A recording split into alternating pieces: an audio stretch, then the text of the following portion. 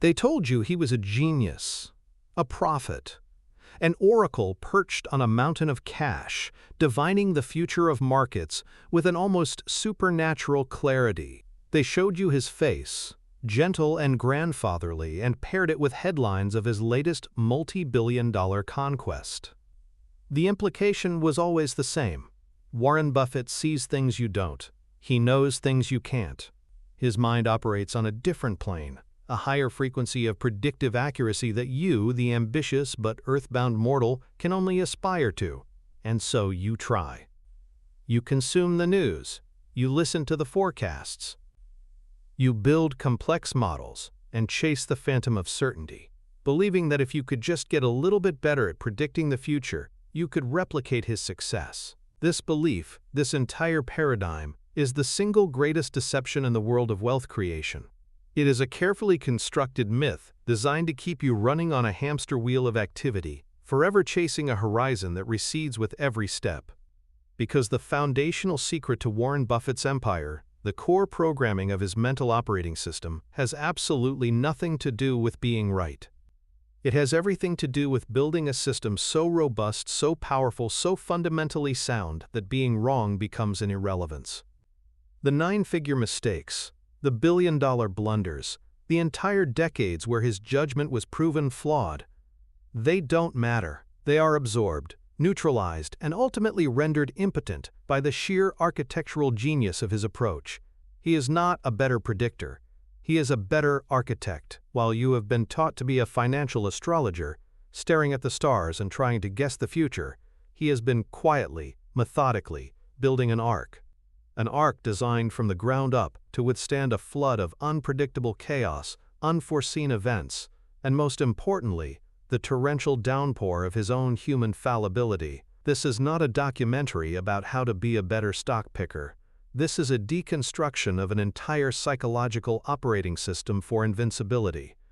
We are going to hand you the blueprints to his ark, a system he gives a deceptively simple name, the margin of safety. But you will come to understand it as something far more profound. A cognitive fortress built with 3 impenetrable walls that, once constructed, makes you immune to the forces that destroy 99% of investors. Prepare to uninstall the myth of the infallible oracle and install the operating system of the invincible architect. The year is 1963. In the unassuming town of Bayonne, New Jersey, a small, little-known company called Allied Crude Vegetable Oil Refining Corporation is humming along, a critical node in the vast network of global commodities. Its president, a man named Anthony Tino DeAngelis, is a master of appearances. He is seen as a shrewd, hard-working businessman, a pillar of the community, a man you could trust. His company's business model was, on the surface, brilliantly simple. They would take shipments of soybean and cottonseed oil, store it for major exporters like American Express, and charge a fee. In return, the exporters would receive warehouse receipts for the stored oil, which they could then use as collateral for loans. It was the boring, essential plumbing of international trade.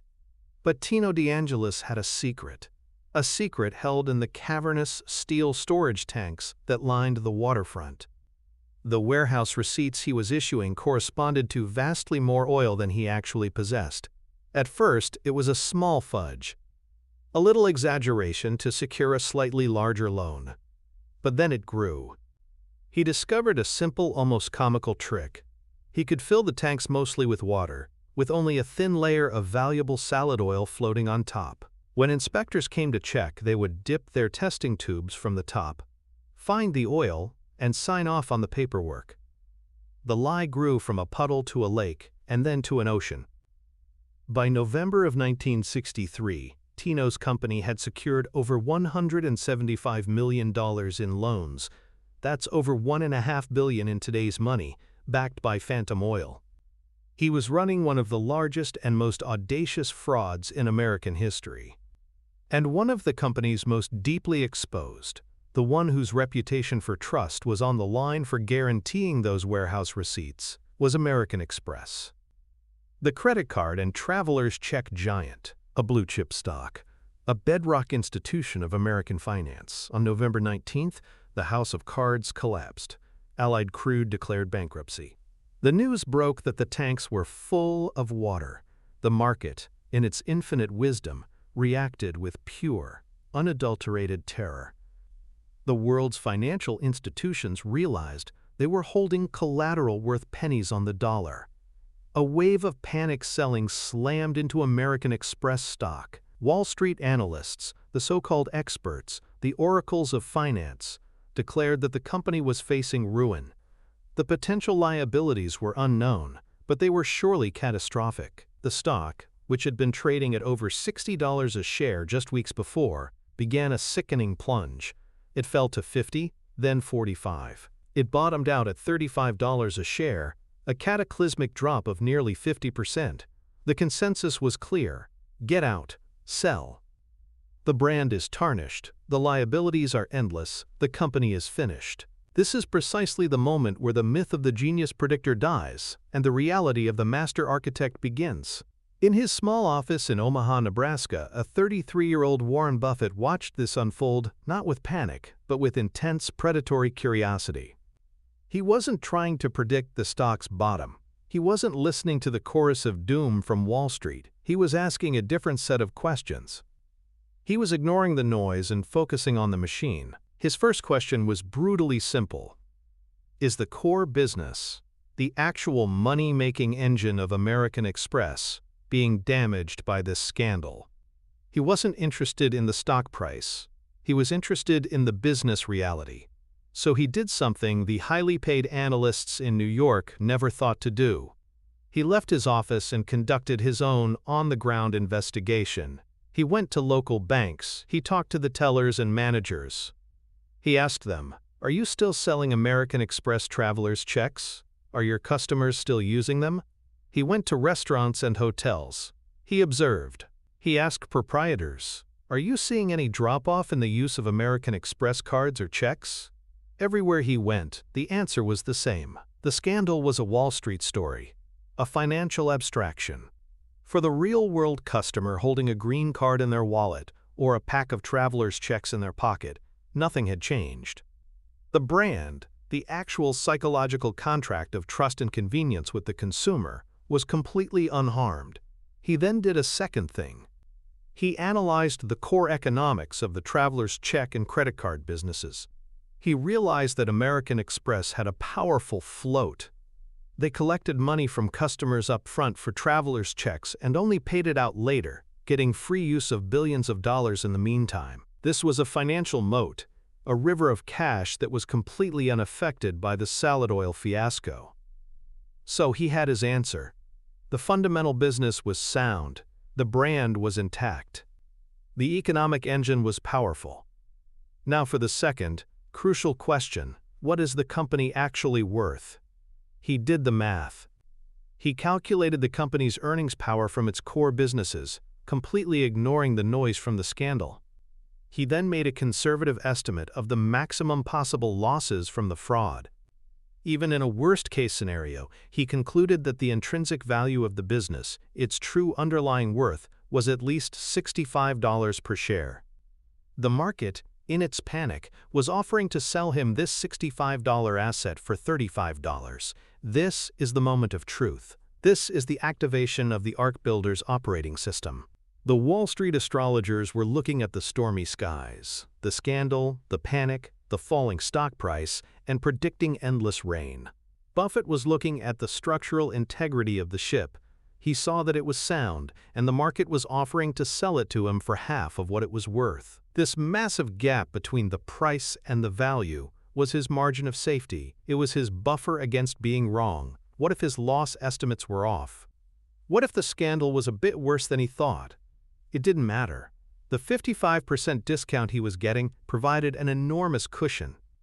It was an intellectual and financial fortress. He didn't need to predict the exact moment the storm would pass. He didn't need to know when the stock would recover. He just needed to be approximately right about the long-term value of the business. The price provided the invincibility. And so, he acted. He invested 40% of his partnership's entire capital into American Express stock. It was the single largest investment he had ever made. A bet-the-farm decision that, to the outside world, looked like utter madness. Over the next 2 years, as the panic subsided and the true, limited nature of the salad oil losses became clear, the stock price didn't just recover. It soared. It passed its old high of $60 and kept climbing, eventually multiplying his partnership's money many times over. This story is the foundational text for understanding the rest of this documentary. It contains every element of the cognitive fortress we are about to deconstruct. It demonstrates a complete rejection of prediction and a total embrace of architecture. It reveals a mindset that thrives not on forecasting the weather, but on buying unsinkable ships at a discount when a hurricane is raging. The world calls it a brilliant investment. But that word, brilliant, implies a flash of genius, a moment of divine insight. It was nothing of the sort. It was the methodical execution of a psychological operating system. An operating system that you can learn, that you can install, and that we will now, piece by piece, reveal. Welcome to Part 1, The Myth of the Oracle. The human brain is a machine built for a single purpose: survival. For hundreds of thousands of years, on the plains of the Serengeti, our ancestors faced a world of lethal uncertainty. The rustle in the grass could be the wind, or it could be a lion. The strange-colored berry could be nutritious, or it could be poisonous. In this environment, the ability to rapidly detect patterns, to create a causal story from limited information, was a profound evolutionary advantage. The hominid, who assumed the rustle was a lion and ran away, survived, even if he was wrong 99 times out of 100. The hominid, who assumed it was just the wind and was wrong just once, was removed from the gene pool. We are the direct descendants of the paranoid pattern-seeking survivors. Our brains are not wired for statistical accuracy, they are wired for narrative coherence. We are prediction machines. We are storytellers. We are constitutionally incapable of looking at a random series of events without trying to weave them into a meaningful tale. This is the source of all myth, all religion, all art, and it is the source of almost all catastrophic failure in the world of investing. This deep, primal need to predict the future manifests as a series of cognitive biases, mental glitches in our evolutionary programming that are ruthlessly exploited by the modern financial world. The first and most seductive is the narrative fallacy. Coined by the thinker Nassim Nicholas Taleb, it describes our tendency to create flawed stories of the past and then believe them as inevitable. Look at the rise of any great company, say Apple. In hindsight, the story seems so obvious, so preordained. A visionary founder, a series of game-changing products, a relentless focus on design. We read the biographies and watch the movies, and we nod along, as if this was the only way it could have possibly unfolded.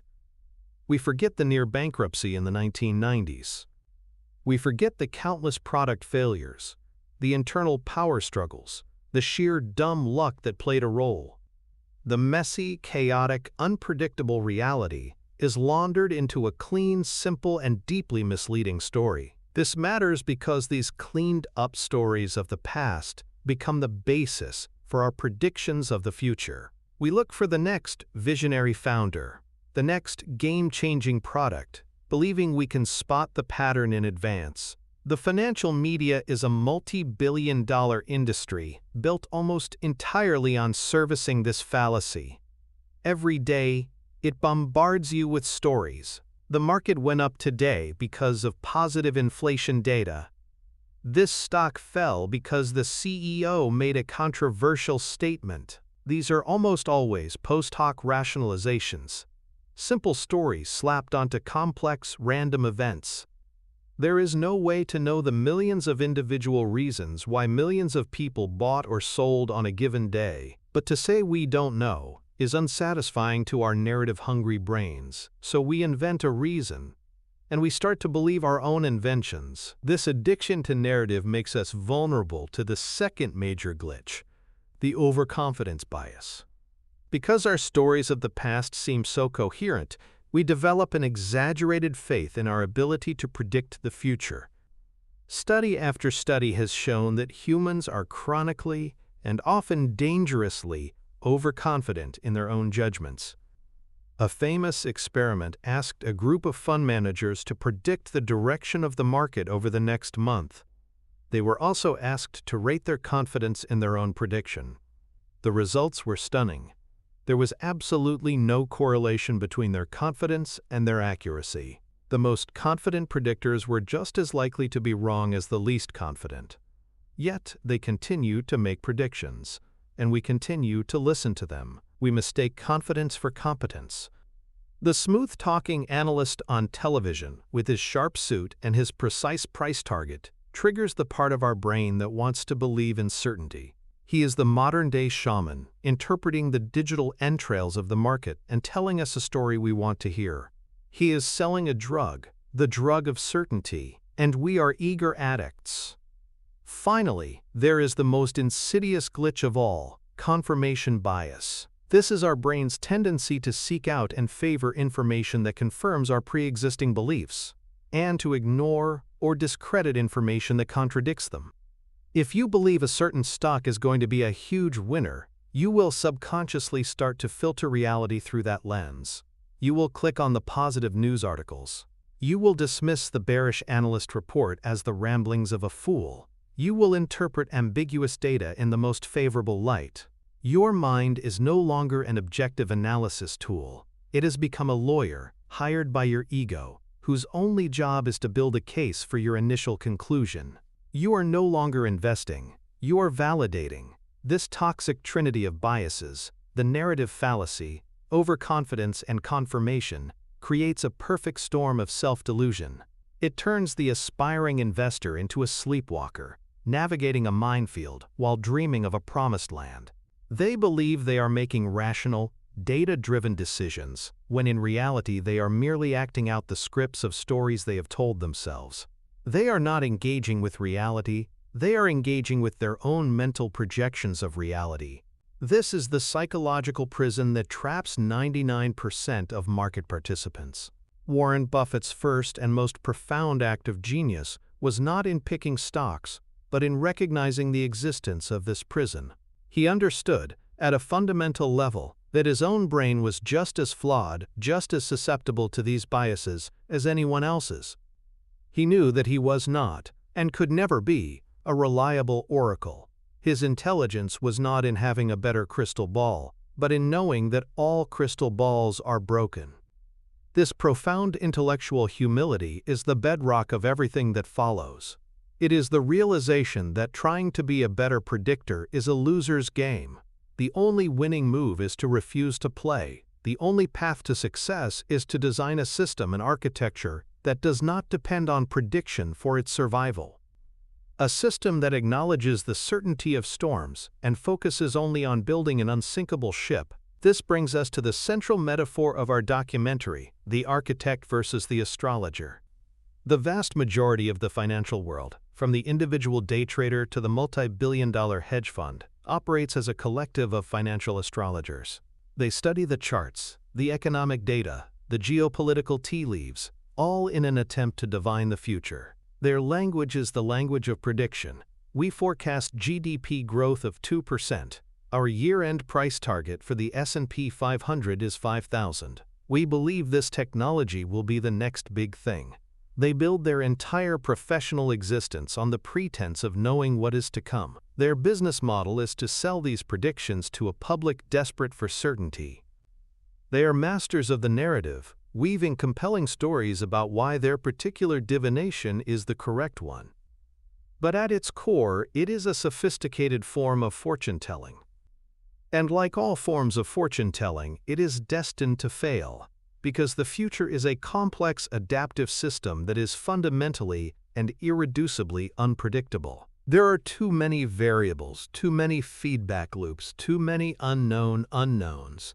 A single technological breakthrough, a surprise election result, a random geopolitical event, a global pandemic, any of these can shatter the most carefully constructed forecast in an instant.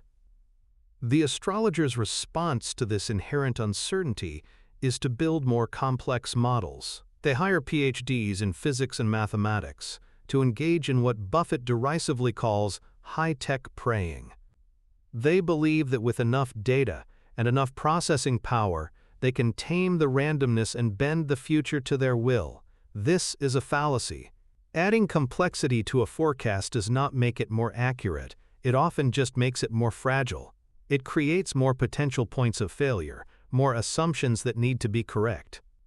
The astrologer is trapped in an intellectual arms race against an infinitely complex reality, a race they can never win. The architect, on the other hand, begins with a completely different premise.